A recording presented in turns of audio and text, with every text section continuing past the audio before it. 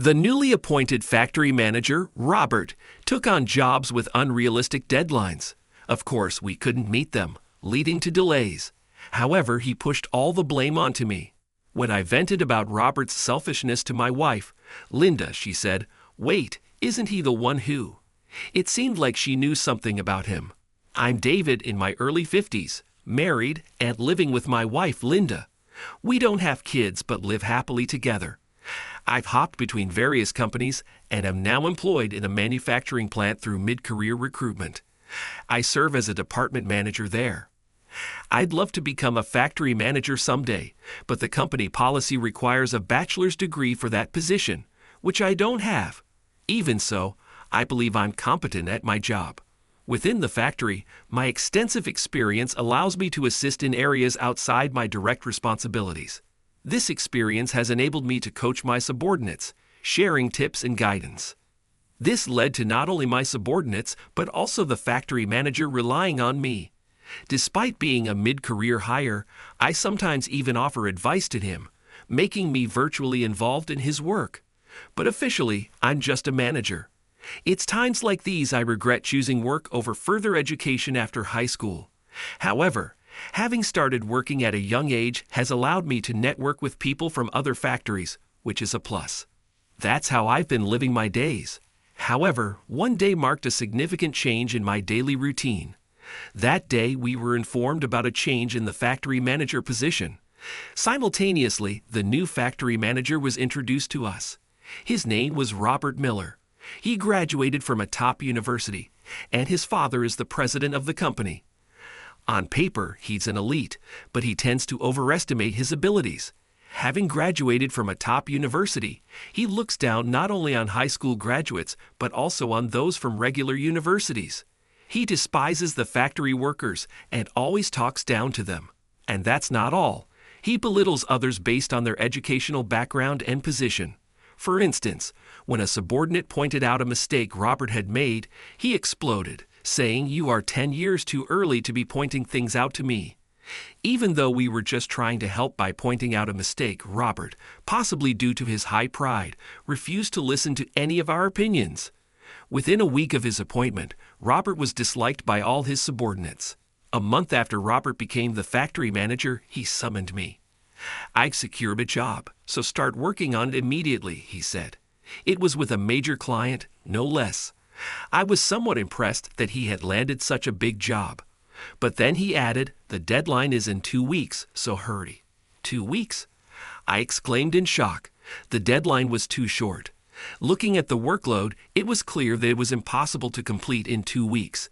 Even with the most optimistic estimates, it would take at least 4 weeks for such a major task. It was easy to foresee that this task couldn't possibly be done in just 2 weeks. Wondering what kind of tricks he used to secure the job, it turned out he had accepted it with such an unreasonable deadline. "It's impossible, Robert. It's unfortunate for our client, but we need to delay the deadline," I advised him. But he dismissed it, saying, "You've just been slacking off until now. If you work your fingers to the bone, you'll make it. Now get to work immediately." He wouldn't listen at all. I realized arguing further would be futile. Reluctantly, I headed to our subcontractor's factory. "I know the deadline isn't realistic, but could you possibly do your best?" I asked for their cooperation to make this job a success. I also asked my subordinates, knowing it was a lot to ask, if they could work overtime. I was prepared for their resistance, but my worries were in vain. "If it's a request from you, we're happy to help," they said, agreeing to my request. I thanked the subcontractors and my team, and we all got to work. As a manager, I had a responsibility, so I worked as hard as the others, not wanting to be outdone, all to meet the deadline. "See you tomorrow," I said at the end of the overtime. My subordinates were exhausted, so I sent them home first. As for me, I stayed behind in the factory to work alone. Some tasks required multiple people and were impossible alone, but there were tasks I could do by myself. To reduce my subordinates' burden, I decided to work on what I could alone. This went on not just for one day, but night after night. Consequently, I started coming home late at night more frequently. Linda was worried about me coming home worn out every late night. "Are you okay? If it's too hard, maybe you should take a break from work," she said. "I'm fine. Don't worry," I reassured Linda. I kept up appearances every time I came home. It was the 10th day since we had started the work. I was nearing my limit. I couldn't focus my eyes, and my hands were shaking too much for precise work. And I wasn't the only one at my limit. Due to working long hours every day, my subordinates were starting to show signs of fatigue. Despite our hard work, the end was nowhere in sight. This situation continued, and it was mentally taxing. Work efficiency clearly dropped, and we were truly at our limit. I realized that at this rate, we'd all collapse sooner or later, so I decided to end work at noon by myself. When I reported this to Robert, he did approve. "What will you do if the deadline is delayed because you took a break?" "I understand that, but everyone is at their limit. Continuing like this will only harm our health," I replied. I continued to plead desperately. After some thought, Robert finally nodded. "I'll allow it, but remember, if we miss the deadline, it's on you." It seemed he was okay with it as long as he could blame me in the worst-case scenario. Typical of Robert. I was relieved to have gotten permission to rest. As planned, we ended work at noon and sent everyone in the factory home. That day, when I returned home exhausted, Linda had prepared my favorite food and drinks. I splurged a bit, hoping it would help ease the fatigue. Grateful for her thoughtfulness, I devoured the meal she had prepared. I relished the food and ended up drinking several glasses of alcohol, something I hadn't done in a while. Soon enough, I was drunk and began to vent about Robert. It's impossible to meet such a deadline. That's just absurd. It's power harassment. Though I didn't remember it, I seem to have said something along those lines. "Is there really someone like that? What a terrible person," Linda responded. "Yeah, really," I replied. "Hold on. Robert wasn't the factory manager at this point. When I mentioned Robert by name, Linda reacted to it. Robert? What's his last name?" "Miller. Robert Miller." When I revealed his full name, Linda began to mutter with her chin in her hand. "Robert Miller. No, it couldn't be." She seemed lost in thought. Drunk as I was, I didn't pay much attention and simply fell asleep. The next day, we returned to our tasks, trying to switch gears despite enjoying the previous night. But by then, everyone knew we would definitely not meet the deadline. The deadline was impossible from the start. It was to be expected. Despite our efforts, we ended up delivering past the deadline. Still, finishing in 3 weeks was quite an achievement under normal circumstances. However, because we missed the deadline, Robert summoned me. "You remember our agreement, right?" "Yes. The delay is your responsibility. Therefore, you're fired." As promised, I was dismissed. After getting fired, I packed up my belongings at the factory. I had finished packing and was about to head out when I accidentally overheard my subordinates talking. "Did you hear? The manager got fired. But it's for the best. Yeah, he's better off not being here." They were having that conversation.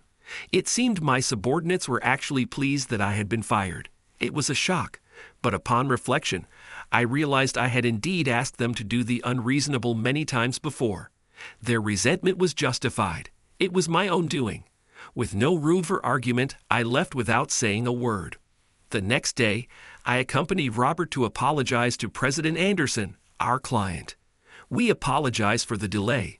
The entire responsibility lies with David," Robert explained. "He seemed to blame everything on me. He's been fired immediately, so could you please forgive us? Come on, it's your fault, so apologize properly." No matter how I thought about it, it was his fault for taking on an impossible deadline, and I couldn't accept that. But for the sake of the factory and my subordinates, this was nothing. "I sincerely apologize for this incident," I said. Then Mr. Anderson stopped me as I was apologizing. No, there's no need to apologize." With that, he turned to me and said, "Well, if you've been let go, it's perfect timing. How about coming to work for my company? I've known about your reputation for a while." Incredibly, he was offering me a job at his company. Wait, him. Robert was surprised and inadvertently expressed his true feelings. Mr. Anderson then explained why he wanted to scout me. Actually, I worked my way up from the factory floor to my current position. That's why I have a deep understanding of how factories operate. I was aware that the conditions proposed by Robert were unrealistic. However, I was impressed by how much you had achieved in such a short period and was actually checking your progress. Furthermore, he revealed, actually, I was your peer back in the days on the factory floor. Is that so? I asked. Yes, you helped me out when I made a mistake back then. Thank you for that. It seems I had once helped Mr. Anderson. Having worked at various factories, I can't recall exactly which one it was. I never imagined such a past experience would come in handy in this situation. What do you say? Are you interested in joining my company? Yes, I'd love to. I couldn't let this opportunity pass by. I eagerly accepted the offer from him. Though I had been fired once, I quickly secured a new job. Moreover, it was a significant step up in terms of conditions. It's fair to say I'd made a big leap forward. It's unlikely I'll ever go back to the old factory. Therefore, I decided to visit my subordinates to say goodbye. I knew they didn't like me, but they were my subordinates who had supported me all this time. I felt I at least owed them a word of thanks. When I told Linda about this, she said, "Then I'll come with you. It's just a goodbye. You don't have to come. Please, I want to check something." Really? Then let's go together. It was unusual for Linda to insist so strongly, so I agreed to let her come with me. Upon arriving at the factory, my subordinates greeted me with smiles, surprised but grateful. I gave each of them a small gift as I said my goodbyes. Sorry for the hard times. Thank you for everything, I said. Many of them were in tears. It's sad to think you're really leaving, someone said. I was taken aback since I thought they disliked me. I thought you all hated me for making you work so hard, I admitted. Nobody hates you, David, one of them replied. We're actually glad you got fired.